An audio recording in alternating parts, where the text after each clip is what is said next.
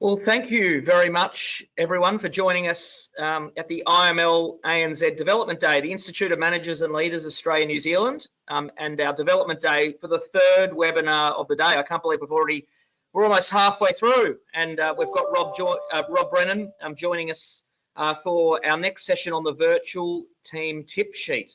I will preface this by saying this has probably been the most popular masterclass we've run over the last 6 weeks to 2 months since the COVID-19 situation, and there's obviously no doubt that most of us have been working virtually, and we've been trying to grapple with those challenges. And certainly part of this session is to not only take someone through some of those virtual team tip sheet skills, but also what it looks like moving forward. So I think the long game is that virtual teams are no longer going to be something that's foreign. It's certainly going to be how managers and leaders work with their teams, with their organisations for the long term. And I think what this situation has taught us is that virtual teams can be managed, and can be managed very well with the right skills. And Rob's here to talk about that.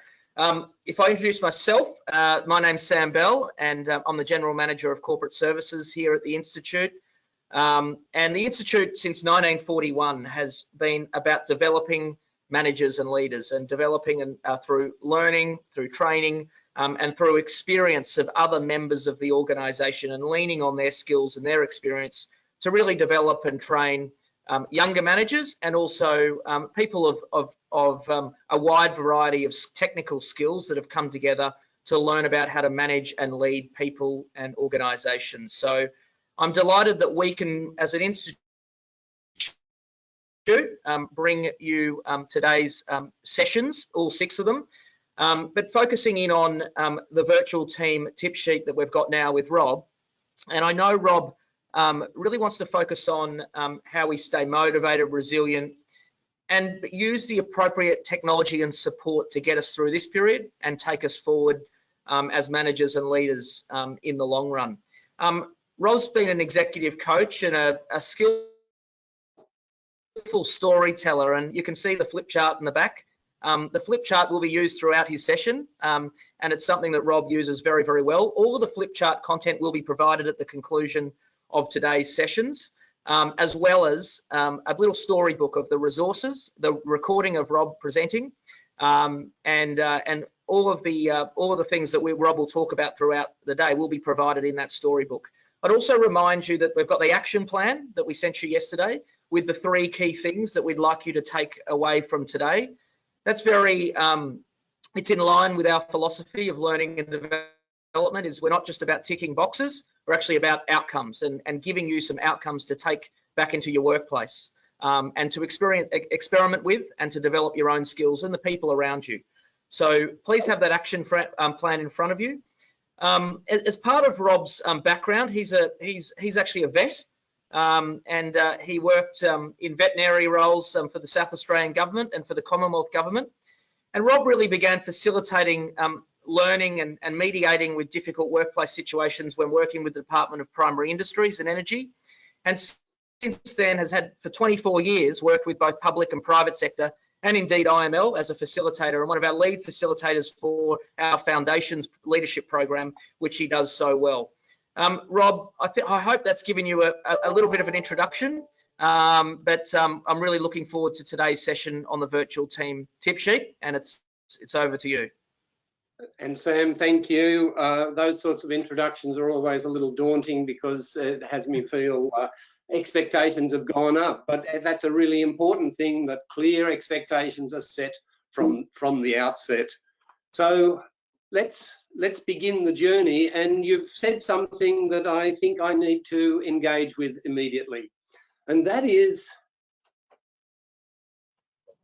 the virtual team worksheet.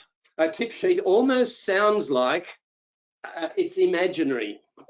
Ask anybody who has been thrown into this remote working experience, and I expect you will have them say, doesn't feel imaginary to me, it feels very real. So I'm going to change the title of the webinar right now. I'm going to propose that we're going to talk about the real team tip sheet. So let's explore the journey. Once upon a time, a long time ago, I think it was about January 2020, you might recall, we were allowed to demonstrate en masse without the threat of prosecution. You might recall we could celebrate shoulder to shoulder and watch the fireworks. We could have the intimate restaurant meal, putting our heads together and chatting with more than 10 people in a restaurant. And there were those of us who would like to go to very crowded entertainment gigs to sing and to dance. And I would propose to you that that is the world that was. In that world that was, can I ask you please to reflect on 4 questions? How effective was your leadership? Really? How effective was your leadership? How well did you embrace the changes that were happening, I'm sure, in your workplace? How truly effective was your team? Did you take the time to reflect on that? Did you take the time to talk with your team about how effective are we? And how well did you know and trust your people? I'd like to devote the first part of this webinar to that set of questions and explore your thinking as we travel through each of those points. So you probably have a job title: manager, team leader, supervisor, project lead, project manager, senior executive. All of those are job titles. To what degree did your job title incorporate leadership? It's interesting for me how many authors on the subject seek to distinguish manager and leader. I've gone one step further to distinguish manager in the left-hand column from leadership, a set of qualities, a way of being, a way of operating, a way of thinking, in the right-hand column. And it's to what degree back then in that world that was, now in the world that is, and in the world that will be, how well do we incorporate leadership into our role?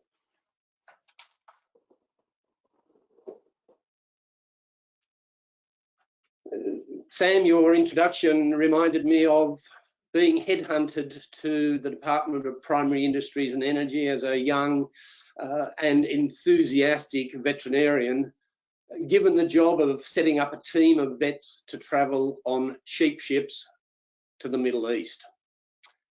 And the person who headhunted me, he exercised leadership.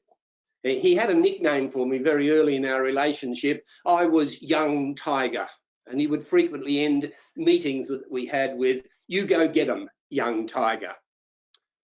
Let's look at some of the things that, on reflection, I now realise that he did, and he just did with consummate skill.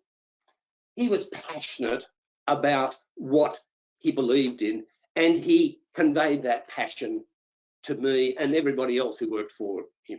We all would have walked through fire for that guy. He operated by a set of principles that he called his 8 axioms, and he just kept those as drum beats for us to follow. He empowered us. He invited us to take risks. He invited us to make mistakes, but be accountable for those mistakes. He invested in me. He transformed me. And he supported me. And yet, you know, I was reflecting after I had jotted those things down, thinking about John. I never told him, because I didn't know then that he was exercising great leadership and was being a fabulous role model.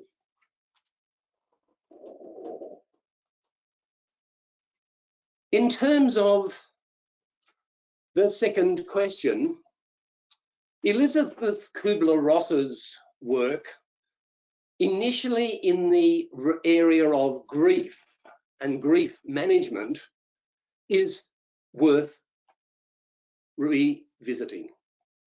She proposed that in an experience of grief, each person experiencing that will go through an identifiable set of steps, a set of stages at their own pace, sometimes lingering at a stage for quite some time, sometimes staying stuck in that stage. Now dead, her family has a foundation that has continued her work, not in the area of grief, but recognising that her pivotal work has direct application to how we engage and embrace change. And as a team leader, as a manager, as a team member, how well did you embrace change in that world that was? I've abbreviated the Kubler-Ross model to propose 4 stages that as managers we need to be mindful of. That denial phase where people are going to just really pretend it's going to all go away. What? A virus? Going to cause problems around the world? No, don't even think about it. It's a nonsense. Fake news. And then comes the point of, no, it's happening. And we start to resist it. We start to fight it. We start to mutter under our breaths or out loud how it's just not okay. Then comes the recognition that we've got to make the best of it. How do we make this work? That's the explore. And having explored, developed options that are workable, we commit to those new options and it becomes the new way of being. But how long before the next change swamps us? How effective was your team? How effective was your team back then? And I'd like to briefly talk about Patrick Lencioni's 5 dysfunctions of team. You may have come across it. I'd encourage you to read the book or look at some summaries of it, because he proposes how important building trust is in any team. The absence of trust is the dysfunction, therefore we need to build the trust. He then goes on to say that the robust debate, the candid debate, the productive conflict needs to follow. That out of that, we develop one voice, we develop cabinet solidarity, we develop a commitment to how we're going to proceed. And we hold people accountable to that commitment. All of this with a view to the collective and individual contribution to the results that we've agreed in terms of our expectations of each other and of the team. I was talking with a team leader several weeks ago. She gave to her senior engineer in the team a job to do. She thought nothing of it, gave it to him, and was really surprised when in the team meeting on the Monday morning following, the senior engineer, within minutes of the meeting starting, spoke very aggressively about he just couldn't cope anymore. It was all too much. He just didn't know what to do. And in that moment, I think he was expressing the vulnerability that Lencioni describes as necessary to build trust. The candid discussion that followed related to the project that he felt totally overwhelmed by, and his manager was gobsmacked because she had no idea that he had been feeling that way. Some lessons perhaps you start to identify here in staying in touch with people after we asked them to do a job. What followed was an extraordinary contribution by every member of the team. The manager told me that people said, oh, look, I could do this. I think you could talk to them. And out of it, the senior engineer suddenly felt like he had a way ahead. He had a way to achieve the results. Lencioni would propose then that a cohesive team is made up of people who are able to ask for help. Tick. Not at a point of falling apart, but can actually say, I just don't know how to do this. A team that admit, tick, that they've made a mistake. A team where taking risks is fostered, where people know that it's okay to draw on the skills and the talents and the capabilities of each other. Tick. That team members collectively focus on the right issues. They don't find themselves sitting at the virtual table going around and around the houses discussing or blaming or bemoaning what is not happening, but rather focusing on the right issues to get to solutions. Tick. And the constant drumbeat of the high-performing cohesive team is, let's do it the right way, effective, and let's be as efficient as we possibly can. Right job, right way. And I think that a cohesive team doesn't just sit in a room where there are elephants. The members of a cohesive team bring their elephants in to the room.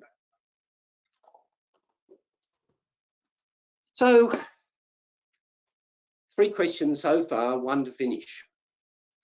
In that world that was, when we protested together, celebrated together, went to dinner together, or actually danced and sang together, how well did you know and trust your people? Let me introduce you to Molly. Molly is in my bag of tricks, and she replaces Ollie. Ollie was an onion, and I had Ollie for the simple reason that Shrek taught me a really important lesson. You'll remember that Shrek and Donkey talked in terms of onions being just like ogres and people, made up of layers. And Ollie, the onion, disappointed because after about 9 months started to grow something green out the top, started to go black and mouldy and became quite squishy. So I had to trade Ollie in, and Molly became my new trinket. Please take a moment to jot down right now, how many layers do you think are in this Russian matryoshka? I bought Molly in Moscow, and my Russian was as good as the shopkeeper's English, and we did a lot of sign language because what I wanted was a doll with 7 layers. And I was sold a doll with 7 layers, only there were not 7 layers. When I refer to peeling the layers, let's look at the sorts of layers you might think about. And this was the 7 layers that 4 months after I returned to Australia, I proudly showed workshop groups. They were the outer layer, words, actions, behaviours, and even the demeanour of the person, your team member, what they show to you.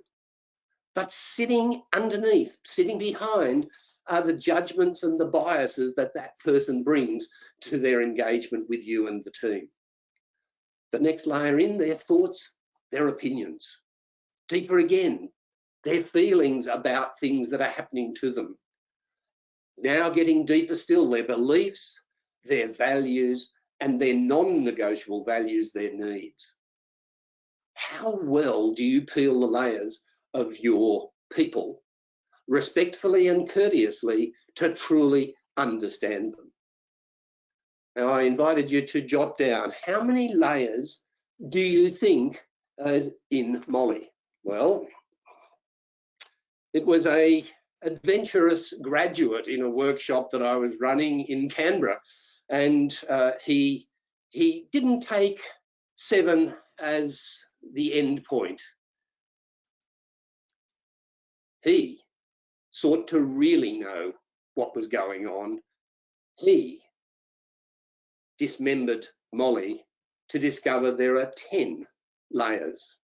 Please send me an email and I'll send you a Freddo frog if you got 10.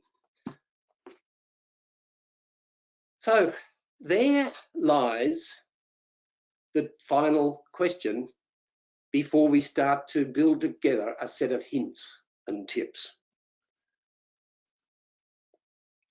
The 4 areas for your attention are perhaps predicated on this question first of all. What is it? What is it, I ask you? Well, I can tell you at distance, it's a bottle of wine. It's not empty, still sealed. It's a bottle of wine, a bottle of bubbly from the Yarra Valley. The next question I'm going to ask only 3 times in actual workshops, in real workshops, face-to-face workshops. The next question is, who here, who of you as participants can have this bottle of wine? And it's remarkable, the vigor with which people respond to the question, who can have it? We all can have it. I can have it. No one can have it. The person who takes it can have it. I've sometimes had to extend to 4 times, 5 times before finally, somebody recognizes that it's not the theory of who can have the bottle of wine, but it's the action that we actually take. And I heard you say, Sam, at the outset, that IML proudly encourages outcomes. And one of the things I love about working with IML is that focus on translating theory into action. So the 4 areas for your attention that I'd now like to consider are in fact those same 4 heads of discussion about how well did you in the world that was demonstrate leadership, embrace change, build and maintain your enduring team and support your people.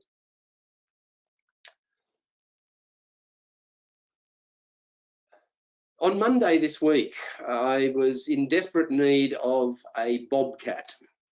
I'm building some loose boxes for some rescue horses that we've acquired, and I rang my mate, Mark. Mark, can you help me? He demonstrated leadership. He's a humble welder. He's a farm boy. He's got a heart of gold, and he modeled some leadership that, as I reflect on it, really changed my week. He said to me, Rob, I'm not available. I can't help you. I can't come and do the job for you, but you've got a little tractor. You, I know, can do this.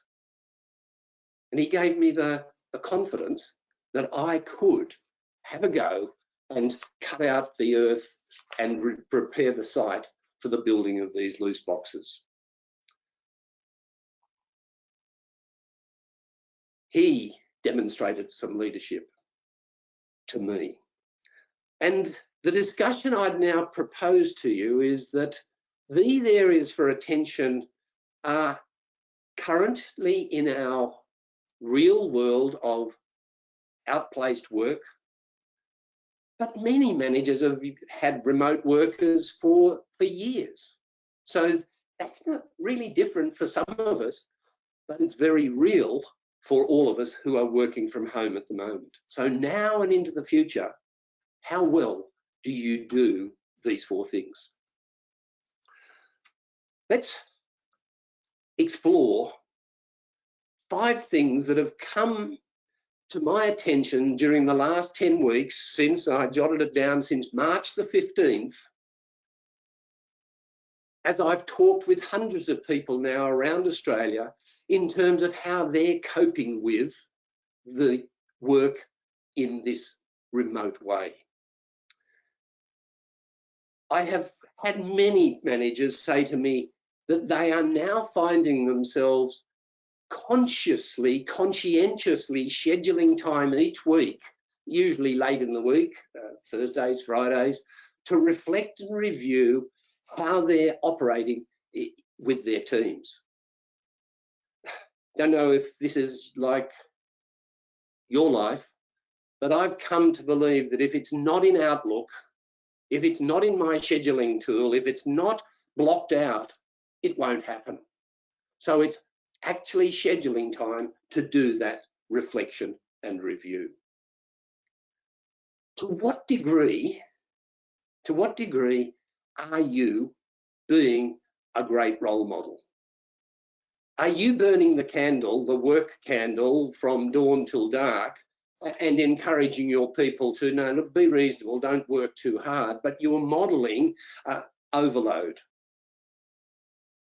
How authentic and consistent are you being as you model how you want it to be for your people?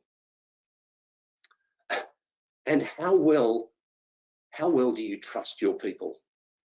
Just yesterday, I was talking with my financial advisor, who, since COVID-19 lockdown, has been working from home. Yesterday, he said to me, without prompting, he said, "Oh, I fear that my organisation is an old style organisation where when the lockdown starts to end, we're all going to be called back into the office." Now, why? I've had repeatedly managers in workshops that I've been conducting, when I've asked them thumbs down, thumbs parallel, thumbs up, has there been a shift in productivity for people working from home? I've had about 30% thumbs down. I've had about 30%. Yeah, productivity is about the same, but remarkably, I've had about 40% of participants say they've seen a shift upwards in productivity. People working from home can be trusted. And Stuart, my financial advisor, would appear to be working for an organisation that adopts McGregor's Theory X of management. That is, people can't be trusted. They have to be watched because they're lazy and inherently self-interested. Theory Y, people are inherently wanting to do the right thing, and how can I support them to do it?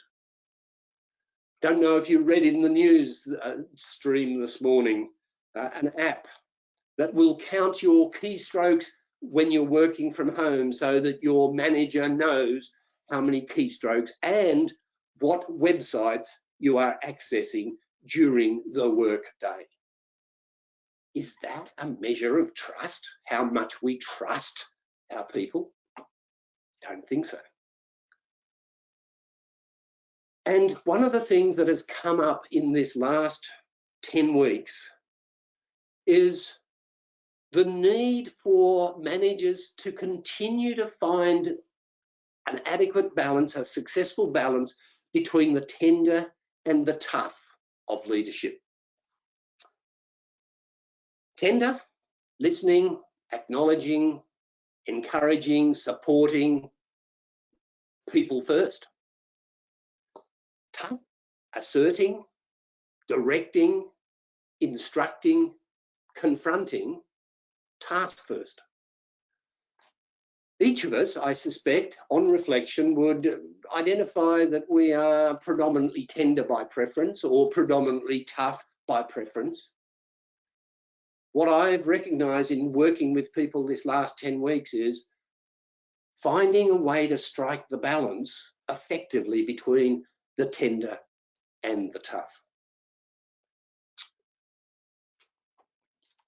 Koos and Posner, in their book, The Leadership Challenge, and I didn't want to devote this part of the webinar to theory, but I'm referring to this book because I admire in it the action tips and hints that they proposed, and I'll summarize it very quickly for you. That's their 5 leadership practices from their research. Says being a good leader is about challenging the process, giving people opportunities, giving people experiments, giving people risks, and supporting them through that. Koos and Posner give us a whole series of ideas, tips, tricks, hints on inspiring a shared vision. They propose in that area, keep talking about what can be, the positivity of the future, not that why it's all a disaster, and appealing to people's values, hopes and dreams. They offer a whole series of tips and tricks about enabling action. Should be no surprise, but do we build collaboration, support and trust and cooperation? Do we provide choices? Do we continue professional development even in these COVID times?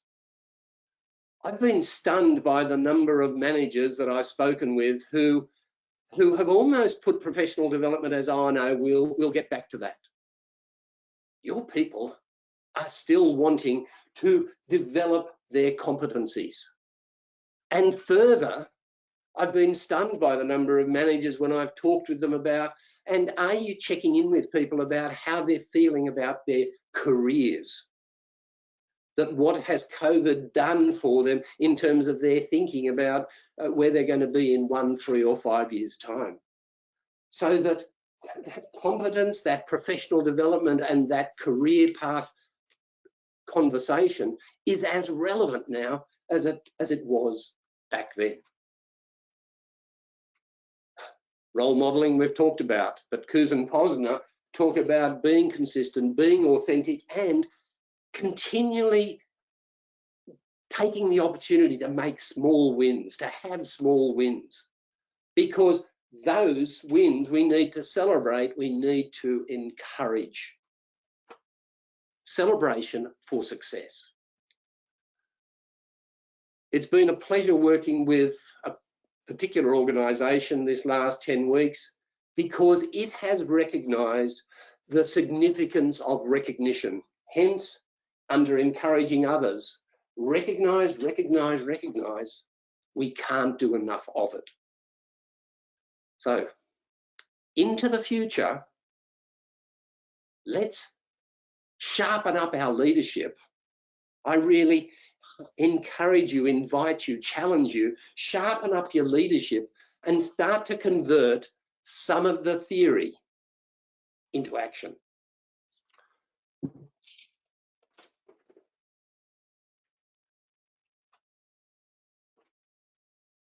Stephen Covey popularized this time management matrix, this personal effectiveness matrix, and I wanted to jot down for you the percentage of time that good operators and good teams spend in terms of the 4 quadrants of activity.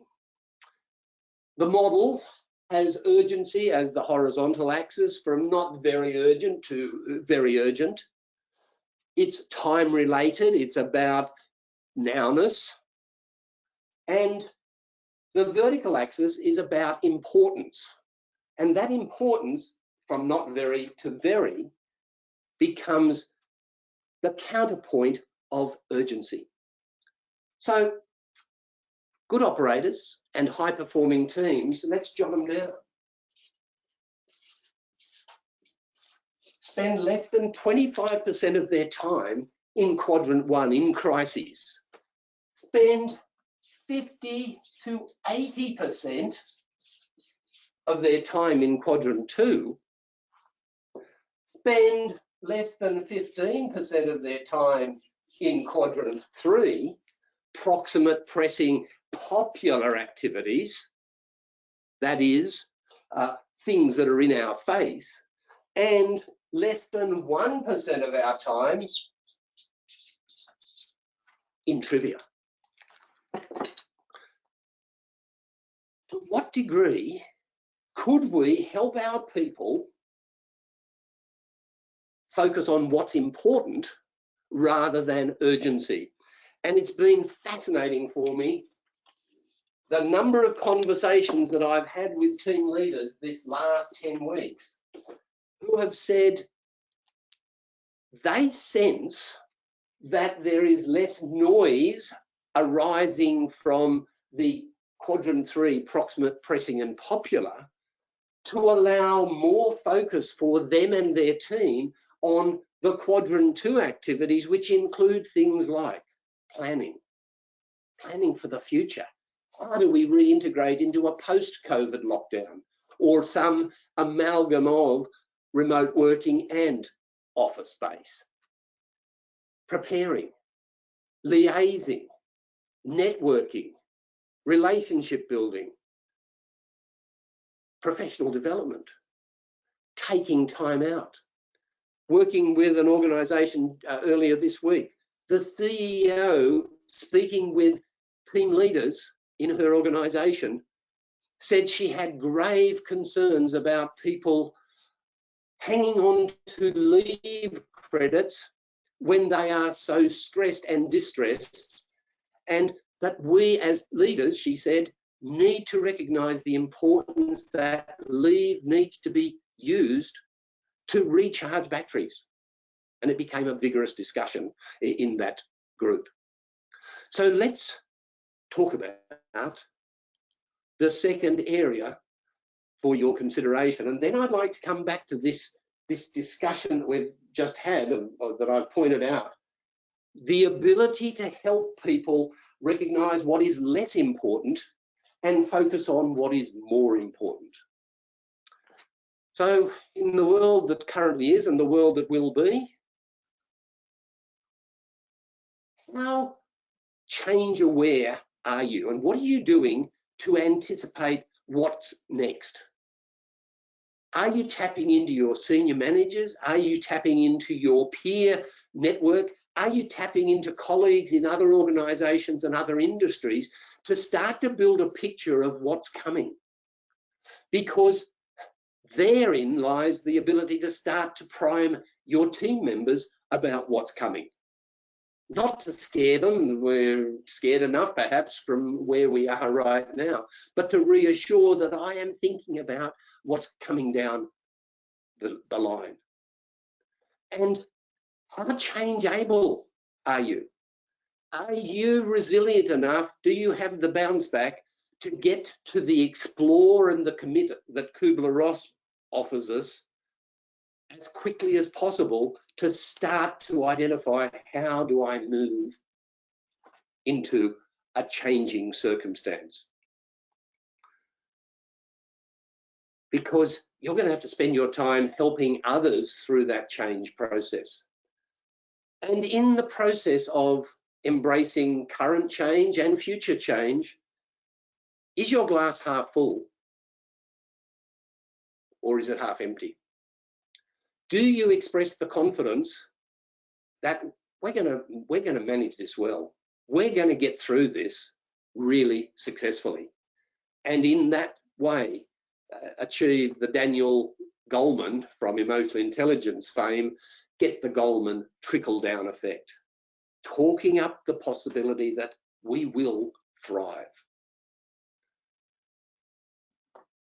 The area of team, are there some hints and tips, things that we might do to ensure our teams are even better?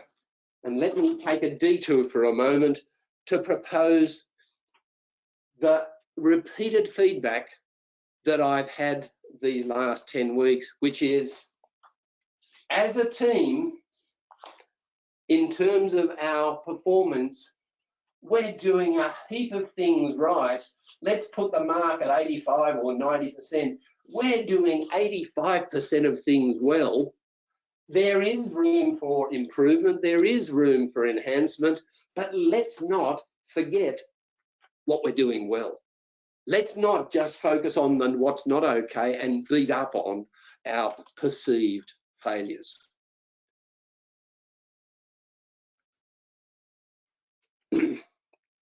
There is no question that now and into the future, it is critically important that we have clear goals, roles, and expectations. It's a feature of a high-performing team in any situation. A manager about 3 weeks ago said to me, you know, I didn't realise that we had started to lose sight of what we're really on about as a team. And she set aside time, 3 hours, for the team to actually reaffirm what it was on about, what its vision was, what its mission was, what it wanted to achieve. Here it is, the matrix. Are you taking the time to help people to be personally effective? Many managers have reported to me that they've been surprised by the inverse discovery that some people they thought would never work from home successfully have just embraced it so successfully, and that people they thought would be fine are just floundering. There is a leadership requirement to apply personal attention to each of your people to help them be personally effective. Taking the time to help them schedule, taking the time to perhaps reaffirm what's less important and what's more important. Because I don't know if I made the point adequately, the percentages that we describe here point to good operators, high performers are saying no to less important activities. Then comes probably the biggest conversation point that I've had in all my meetings with clients and teams and masterclass groups this last 10 weeks, the communication challenge. Probably the low point was a manager who said to me, and unfortunately this is many weeks ago, yes, I'm talking with my team by email once a fortnight, with a question, do you think that's enough? I was shocked and I was very clear in my response. No, I'm categorically sure that's not enough. I've got team managers who are meeting face-to-face with their team, that is, using Zoom or other apps, other programs, 3 times a week. Monday morning, what have we got ahead? What are our challenges this coming week? Middle of the week, how are we going? What problems are you having? What support do you need? How are we going against what we said we'd achieve?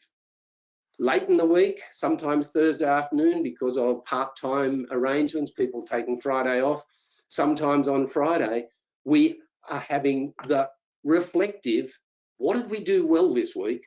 What could we do differently? To what degree are you incorporating a social connection with your team?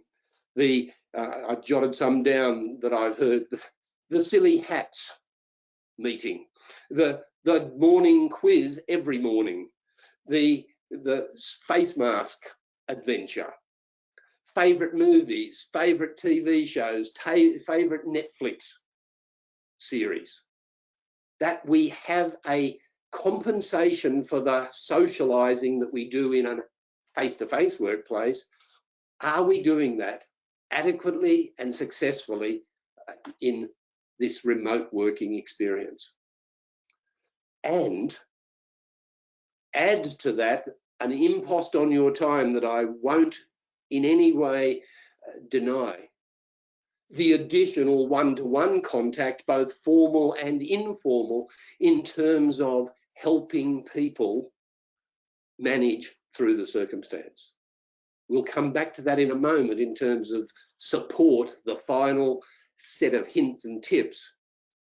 But how well could we compensate for the lack of face-to-face with these other means? Then, of course, there's the effective information exchange that we just have to engage with, from top down, from side to side, and of course, drawing information from below and ensuring our senior managers are getting that information is also critically important. Our role as a practical conduit for information, because remember these three principles of communication in a change environment: communicate early, communicate often, and even communicate when there's nothing to communicate. Because in the absence of your engagement, the rumour mill will fire up and people will make their own arrangements about what's actually going to happen. And finally, how well do you support yourself? How well do you support your people? Tailoring your approach, I've already banged on about. Are you being in contact with each of your people, tailored to their needs, their desires, their values? Some people don't need to talk to you every day. Other people want your contact. Some people want to talk by phone. Some people want to talk face to face. Do I know what they need? Have I peeled the layers of Molly sufficiently to really understand? And that points to, have you dusted off your listening skills? You know, most frequently people listen to respond, waiting to hear something that they can address, as opposed to truly listening to understand. Yes, you need to be accessible. You need to be the manager with your door always open, and you need to be there. But that doesn't mean 24/7. It needs to have boundaries for your well-being, because the next dot point proposes well-being really is a major priority in this COVID time, and it should be into the future. For how many people have you recognised a need for an employee assistance program referral, and you've helped them go in that direction?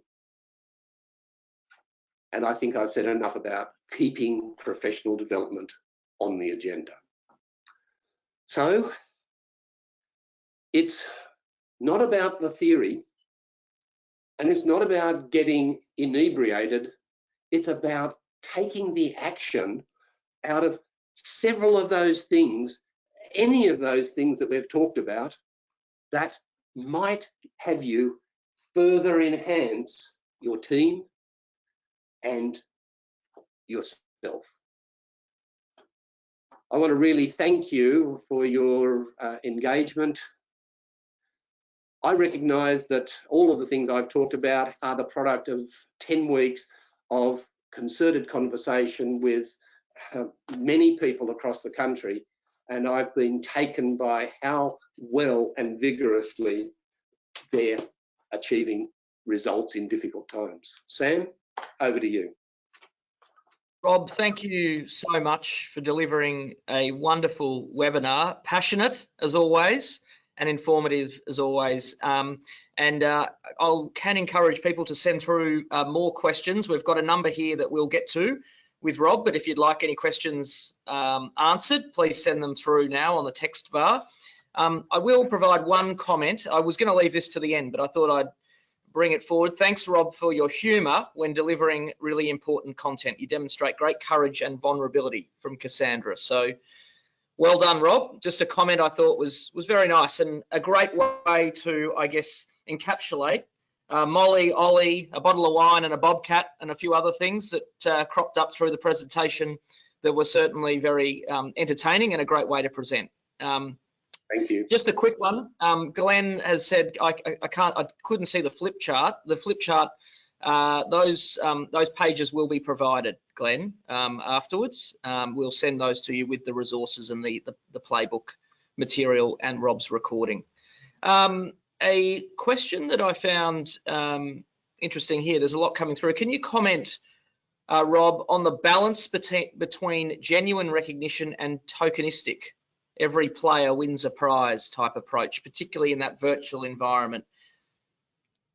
It's the subject of another another discussion, what I call my House of Influence: rapport first, genuine and sincere appreciation second. And I draw that from the work of Dale Carnegie, 1932-34, where he said genuine and sincere appreciation will win. People see through tokenism, people see through, and I was told not to swear, Sam, through BS. People see through that so quickly, so don't go there. Find things you can genuinely and sincerely acknowledge about people. Thanks, Robin. I think that's a very wise piece of advice. People see through the tokenism, don't they? If we spend all our time on important activity, how do we give teams the innocent downtime to do things like lunches, morning teas, Friday trivia? So how do we just balance, I guess, that time for our staff? From Christopher. It's worth going back to the diagram, and thanks, Christopher. It's actually saying those very things you just alluded to are important. The well-being of people is important. The studies on productivity are so clear that 8 hours at a desk isn't as productive as an hour, then a break, coming back, doing another hour and a break, and in 6 hours, 6.5 hours, I've been as productive as I might have been in 8. So please ascribe to those very activities, quizzes, drinks and nibbles, and so on. That's legitimate work. Team building is a legitimate and important activity. You got me on a soapbox now, Sam.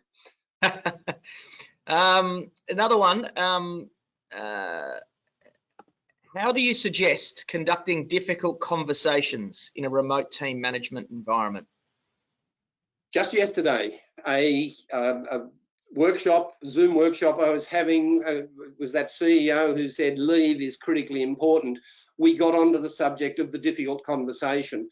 And what was really interesting were 2 managers who in the last week have had difficult conversations, started them by telephone and aborted them when they recognised where they were headed, and scheduled face-to-face. So in COVID times, we still, with social distancing, can do the face-to-face, and it's recognising maybe there is no substitute for the face-to-face. And both the managers reported greater success by taking the face-to-face time than trying to tough it out by a telephone or a Zoom conversation.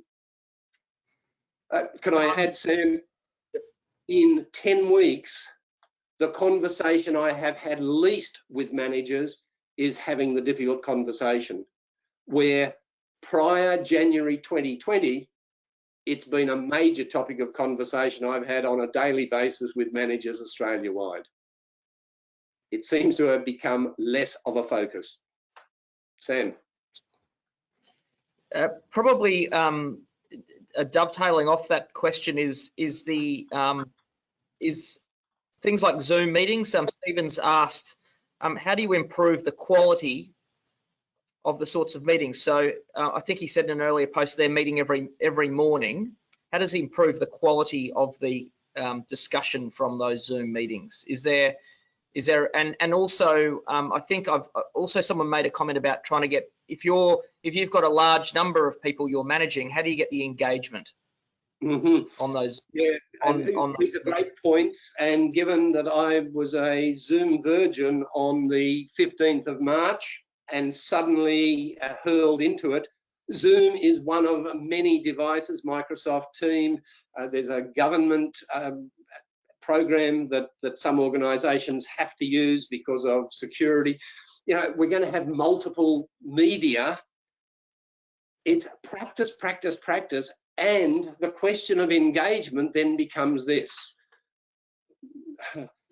With so many years of facilitation under my belt, I have really embraced the bit of research that said the minute a group exceeds 4 in number, you're not going to get contribution. So if I've got a group of 20 or 30 people, I'm going to use Zoom breakout groups to get not 30 people contributing because they won't, but I'm going to generate a discussion with 3 people in a breakout room and ask them to report back to the plenary. It works in face-to-face, it really works in Zoom. And so experiment with the programs, experiment with what the facilities offer. I can only encourage it. To sit in front of 32 people and expect commentary, it's not going to happen. It will happen in groups of 3 or 4. Yeah, terrific advice, Rob. Thank you very much. I think, look, there's a huge amount of questions here. We will take them on notice, and Rob indicated to me at the beginning that that he will take questions on notice and respond to them that we haven't got to in the session. And there's a few here, Rob, that we haven't got to, albeit there's an enormous amount of comments, Rob, coming through, probably the most I've ever seen on a webinar, glowingly positive. One here from Jane, so heartening to observe such empathy and understanding of individuality. His own genuine sincerity is a standout. So, Rob, congratulations, well done. Thank you very much for your time on this. Everyone on the webinar, if you would like to speak to Rob, spend some time with Rob, developing your own skills as a manager and leader, not just through virtual learning, but also generally as a manager and a leader, please get in touch with us, info@managersandleaders.com.au or 1300 661 061. Rob works with a number of our corporate clients on leadership programs. He runs the Foundations program for us in Victoria. He's a terrific asset to the Institute among everything else he does as a management and leadership expert. And Rob, I thank you very much for your time and for your passionate presentation today on the virtual team tip sheet, but it was actually a lot more than that. So I thank you very much, Rob. And thank you, and thank you to everybody who is engaged. It's been a pleasure. Thank you. Thanks, Rob. And we will see everyone in 30 minutes time for our 4th webinar of the day, which moves to coaching with Kerry Irwin. So we look forward to seeing you all in 30 minutes to continue the IML Development Day. Thank you very much for your time.